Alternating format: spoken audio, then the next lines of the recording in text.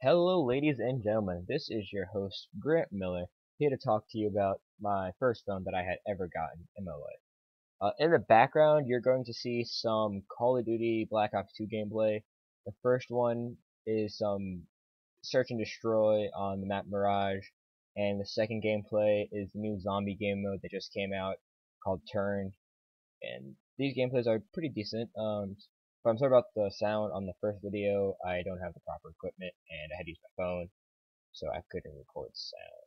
But the second one has some sound, but it's not good quality, so I'm sorry about that too. So let's jump into the story. I got my first phone when I was in the 6th grade, when I went to the school, Miami Valley School. Um, my first phone that I ever got was the Razor Slim, which was pretty sweet, as you can see on the screen. I mean, at the time, in 2007 when I did get this phone, it was the coolest phone. But the catch was when my parents gave it to me is that they said that this was the emergency house phone, so it wasn't technically my phone at the time, even though I considered it to be my phone at the time.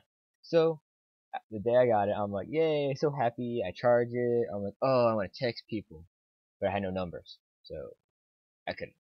So the next day, I took to school, showed it to all my friends, like, hey, look at this phone. It's cool, yay. Can I have your number? And I got a bunch of people's numbers, and my phone was cool. I mean, at the time, there wasn't really any better phone out at the time because it was the Razor. It was cool. I mean, the coolest phone I think that could come close to the Razor was maybe the Palm, which actually probably would be a little better than the Razor. But no one really had that at the time in my class because the Palm was quite expensive and it was very new. So it was cool because it was slim and it had the flip open like the old phones did, as you can see also on the screen. So my first people I asked at my school was these two girls, Catherine Brown and Christina Deeb, and they thought my phone was sweet. They gave me their numbers right away, and I continued on for the rest of that day getting numbers. Then after school though is when I got in got in the car with my dad, and let's say that was not as happy, let's say, with my phone as it was when I was at school. It wasn't as happy because my dad didn't really like, or at least my parents didn't really like me taking my phone to school. They didn't really like me taking my phone to school because they thought I would lose it or have it stolen. So, or even break it. But I didn't. So my dad was like, yo, he didn't say that. But I was like, Grant, you can't take your phone to school because you're gonna lose it or have it stolen or even broken. And then I'm like, Dad, I'm not gonna have it. I'm not gonna lose it. I'm not gonna have it stolen. I'm not even gonna break it. And I'm like, all my friends have phones, and they bring it to school. Why can't I? And my dad was like, Grant, I just don't want you to lose it or have it stolen or broken. Basically, he just didn't think I was mature enough or could handle the phone. But anyway, so that went on for a good couple weeks until finally they actually allowed me to take my phone to school, which was awesome. The three reasons though that I can think of that they did allow me to take my phone to school and actually start calling it my phone was because they when they would come to school and pick me up, they would notice that other people, like my friends, had their phones out, texting, calling people, or to see if their ride was here. Second, probably the main reason is that when they would come and get me, they would need to contact me to see where I was and to let me know they're here. And they couldn't do that unless I had a phone. And the third reason is probably that they just thought I became more mature and could handle having a phone. But anyway, when I did get home after that day, my dad did yell at me for taking my phone to school, is when I tried texting. And this was quite an experience. Because on the phone, it had to push the button like 3 times to get a letter. I mean, like if I wanted to spell cab, it took me like 30 seconds because I had to push the one button 3 times to get C, wait 10 seconds, push the button once for A, wait another 5 to 10 seconds, and then push the button 2 times for B, and then hit space. But then, that's another story.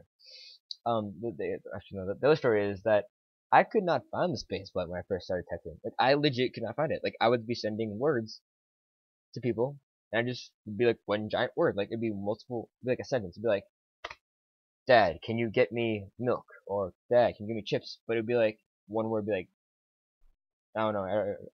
Yeah, it would be one word. But yeah, the second hardest thing probably though was that I couldn't find punctuation marks besides the period. So, on top of not being able to find the space bar, I couldn't even find the question mark or the exclamation point. So like I'd be sending a question to someone asking like, "Hey, do we have homework?"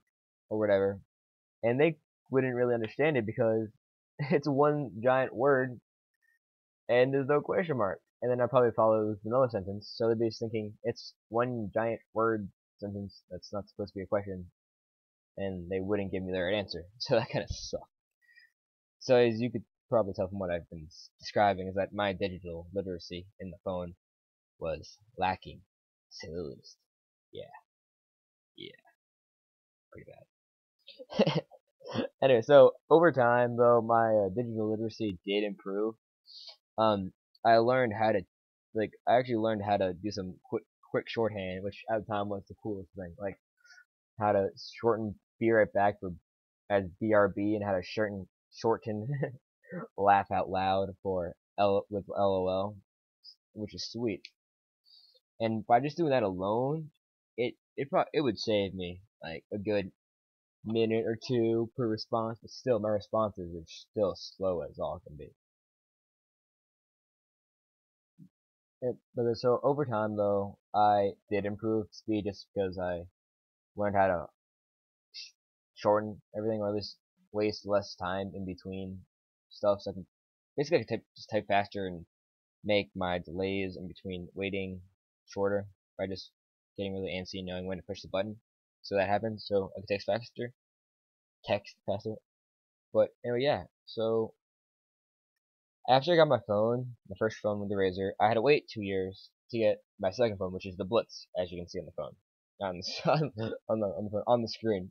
This phone was it was a pretty good phone. I mean, I enjoyed it. This one had a full size keyboard, or at least for a phone standard, full size keyboard, not one of those computer full size keyboards, which would just be ridiculous. Anyway, so it had a full size keyboard.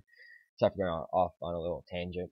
Anyway, the full size keyboard on the phone though was really nice because by having a full size keyboard, I didn't have to wait any longer to hit a button. I could just type as fast as I wanted to. Uh, I could spell book without having to wait to push the O. I could spell cab without having to wait like in a couple minutes to push CAB. I mean, it was a very nice improvement to my texting speed. The second phone I got was the phone called the Droid. The Droid was probably my favorite phone I've had up to the phone I had now, which really, I guess, is my second favorite because I've only had 4 phones. But anyway, the Droid, as you can see on the screen, was an Android, so it was sweet because it was a huge improvement. Because my Blitz, even though it had a full-size keyboard, it wasn't a smartphone. So I got my Droid, and I was pumped because I could text touchscreen, which was I thought it was pretty cool. But I still liked having a real keyboard. Like I liked feeling pushing buttons on my phone. But then I got my iPhone a year after that. Or no, 2 years. Yeah, 2 years after I got my Droid, I got my iPhone. And I love my iPhone. I have the iPhone 5. Just to let you guys know. I have the iPhone 5, and I love it. It's so nice. Anyway, but I'm not here to talk to you about my iPhone 5. But anyway, yeah, so my iPhone 5, I really just, with it, I've put together all of the skills I really have learned over the years to improve my texting. Like, on my Droid, I learned how to text faster on a touchscreen. On my Blitz, like I said, I've learned how to text faster just with a full-size keyboard for a phone. And really the only thing the Razor really taught me was just how to shorthand words, pretty much. But anyway, besides that, uh, it's sweet fun. Anyway, so over time though, my digital literacy grew as I've described to you, and how I picked up little lingos, you could say, or basically shorthand texting and stuff. So like another couple examples I could say is like instead of spelling out U, I just put the letter U. It's U. Instead of spelling out two or TO for two, I just put the number two. And or instead of spelling out WHAT for what, I just spelled WAT for what. And these Honestly, they make you texting a lot faster.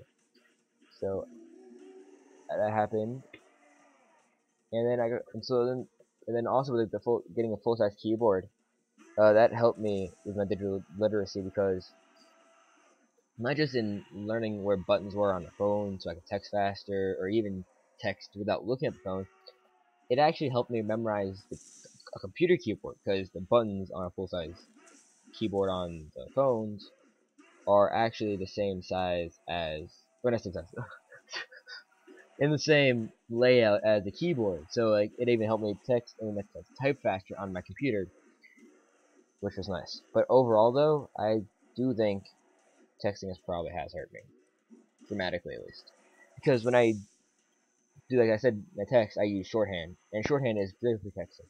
You can send stuff, you can get to your point a lot quicker, a lot faster. But when you're typing papers or emails or basically anything else typing or writing besides texting, shorthand does not come in handy.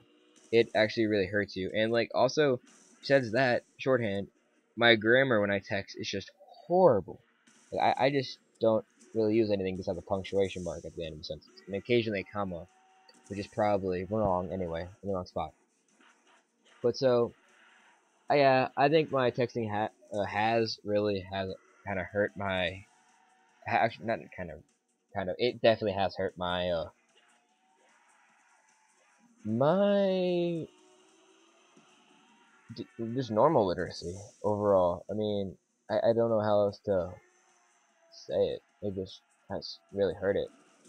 So like I mean, and I've only had phones for a good, I don't know, 5 years now, 5, 6, almost 6 years. Yeah, now here I come to dreaming. Yeah, almost 6 years now, and it's really affected it. And honestly, I'm kind of scared to see what people younger than me are gonna be like when they get phones, because if I've only had it for 6 years and I grew up 10 years learning proper grammar and stuff, and in those 6 years, that's basically texting has sent my grammar out the door. People nowadays that are younger are getting phones than I was, and people younger than when I was getting my phone have grown up with phones and other sorts of technologies longer that uses shorthand. So just from that alone, I feel like people aren't gonna, you know, have better grammar than what my generation has. So yeah, that's my story on my first phone and how it has affected my digital and normal literacy. Um, and also my thoughts on what future generations will be like, uh, in with their literacy and stuff. But anyway, guys, I hope you enjoyed. I hope I didn't bore you to death at least. Um, yeah, this is Grant. Hope you enjoyed. And oh yeah, the rest of my gameplay. Just see, I'm just gonna let the finish out running. Eh, you want to stick around? Hopefully you do. Yeah. Alright, I'm gonna stop talking now. Bye. Hope you enjoyed.